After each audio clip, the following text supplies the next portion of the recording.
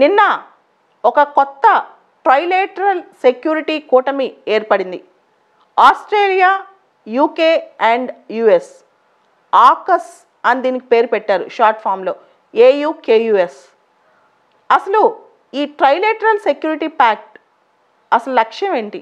దీన్ని new partnership in the Indo Pacific region అని కూడా కొంతమంది పేర్కొంటున్నారు. ఇండో పసిఫిక్ రీజన్లో రూల్ బేస్డ్ ఆర్డర్ తీసుకురావడానికి వీళ్ళు ఈ పార్ట్నర్షిప్ ఫ్రేమ్ చేశారని ఇంకొంతమంది అంటున్నారు. ముఖ్యంగా ఇండో పసిఫిక్ ప్రాంతంలో to strengthen the military capabilities, ఈ 3 దేశాల మిలిటరీ కేపబిలిటీస్ స్ట్రెంథన్ చేసుకోవడానికంట. అయితే ఇది యాక్చువల్గా చైనాని చెక్ పెట్టడానికి, చైనాని కౌంటర్ చేయడానికి. మనందరికి తెలుసు Australia, United Kingdom and USA చాలా పవర్ఫుల్ కంట్రీస్. ఈ 3 పవర్ఫుల్ కంట్రీస్ కూడా ఇప్పుడు ఇండో పసిఫిక్ రీజన్ మీద ప్రత్యేకమైన దృష్టి పెట్టాయి.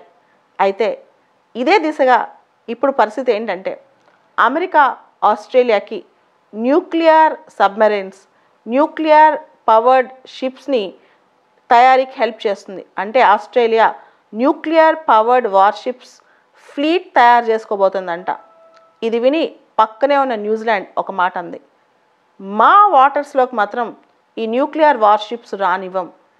ఇప్పటికే 1985లో మేము ఈ ఏరియాలో న్యూక్లియర్ వార్షిప్స్ బ్యాన్ చేశాం. అందుకే కదా ఇంతకుముందున్న యాంజస్ ట్రీటీలోంచి మమ్మల్ని బయటికి పంపించేశారు. కాబట్టి ఆస్ట్రేలియా న్యూక్లియర్ వార్షిప్స్ ఏమి తయారు చేసుకున్నా అవి న్యూజిలాండ్ వాటర్స్లోకి మాత్రం ఎంటర్ కావు అని చెప్పి న్యూజిలాండ్ ప్రైమ్ మినిస్టర్ డైరెక్ట్గా ఏ మొహాటం లేకుండా చెప్పేశారు. అయితే ఇప్పటికే గత 4-5 సంవత్సరాల నుంచి ఫ్రాన్స్ కన్వెన్షనల్ సబ్మెరైన్స్ అంటే డీజిల్ ఎలక్ట్రికల్ సబ్మెరైన్స్ వీటిని ఆస్ట్రేలియాకి సప్లై చేయడానికి రకరకాల డీల్స్ చేసుకుంటూ ఇంకొన్ని డీల్స్ ప్రపోజల్లో పెట్టింది. అయితే ఒకటేసారి అమెరికా ఇప్పుడు ఆస్ట్రేలియాకి డిఫెన్స్ సప్లైస్ చేయటం వల్ల, మిలిటరీ సపోర్ట్స్ ఇవ్వటం వల్ల ఆస్ట్రేలియా తనకు తాను అమెరికా సపోర్ట్తో కొన్ని వార్షిప్స్ భవిష్యత్తులో చేసుకోవచ్చు. అండ్ అమెరికా ఇప్పుడు న్యూక్లియర్ వార్షిప్స్ విషయంలో ఆస్ట్రేలియాకి ఫుల్ సపోర్ట్ చేస్తుందన్నమాట. దాంతో ఫ్రాన్స్కి భారీగా నష్టం రాబోతోంది. దాదాపు $90 బిలియన్ ఆస్ట్రేలియన్ డాలర్స్ ఫ్రాన్స్ నష్టపోతుంది. ఇన్ని డీల్స్ నష్టపోబోతుందంట ఫ్రాన్స్. సో ఒక పక్క ఫ్రాన్స్, ఇంకో పక్క న్యూజిలాండ్ ఈ ఆకస్ ట్రీటీ గురించి చాలానే డిస్కస్ చేస్తున్నాయి. ఈ ఆకస్ ప్యాక్ట్ గురించి ప్రపంచం మొత్తం చర్చలేసింది. అయితే ఇక్కడ 2 అంశాలు మనం గమనించాలి. ఆల్రెడీ ప్రపంచంలో 5 ఐస్ ఇంటెలిజెన్స్ అలయన్స్ అని ఒక ఇంటెలిజెన్స్ అలయన్స్ ఉంది.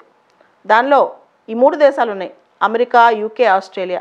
ఈ 3 దేశాలతో పాటు మనకి న్యూజిలాండ్ ఉంది, కెనడా ఉంది 5 ఐస్ అలయన్స్లో. సో ఈ అలయన్స్లో తో పాటు ఇప్పుడు ఈ ఆకస్ కూడా వచ్చి చేరింది.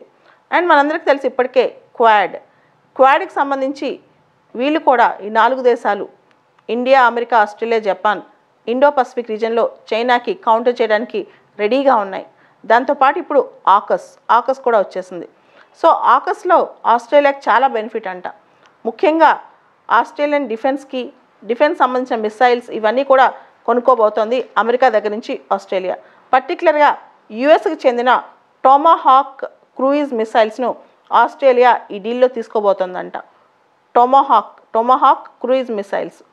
అదేవిధంగా Australian prime minister Scott Morrison కూడా చాలా విషయాల్లో ఈ ఆకస్ ఆస్ట్రేలియాకు ఉపయోగంగా ఉంటుందని, దాంతోపాటు మొత్తం ఇండో పసిఫిక్ రీజన్కు కొత్త రక్షణ వచ్చినట్టు అవుతుందని కూడా వాళ్ళు ఆలోచిస్తున్నారు. సో కేవలం డిఫెన్స్ మాత్రమే కాదు, వీళ్ళు cyber security, shared values and ఈ 3 దేశాలు మనందరికీ తెలుసు డెమోక్రటిక్ కంట్రీస్. తర్వాత ఆర్టిఫిషియల్ ఇంటెలిజెన్స్, టెక్నాలజీ ట్రాన్స్ఫర్ వీటన్నిటిలో కూడా వీళ్ళు ఈ 3 దేశాలు కలిసి పయనించనున్నాయంట ఇక ముందు. సో మనందరం ఈ ఆకస్ ఎటువంటి ఫలితాలు తీసుకొస్తుందో భవిష్యత్తులో చూద్దాం. నిన్న వీడియో కాన్ఫరెన్స్ ద్వారా American president, British prime minister, Australian prime minister వీళ్ళందరూ కూడా ఈ ఆకస్ను ఆమోదించి ముందుకు తీసుకెళ్తున్నారు. ఫైనల్గా ఇండో పసిఫిక్ రీజన్లో ఒక కొత్త పార్ట్నర్షిప్ వచ్చిందని మనం అర్థం చేసుకోవచ్చు. అయితే దీనికి సంబంధించి ఇండియా కానీ, జపాన్ కానీ ఇలాంటి దేశాలకి జర్మనీ ఎలాంటి ఆహ్వానం రాలేదని అర్థమవుతుంది.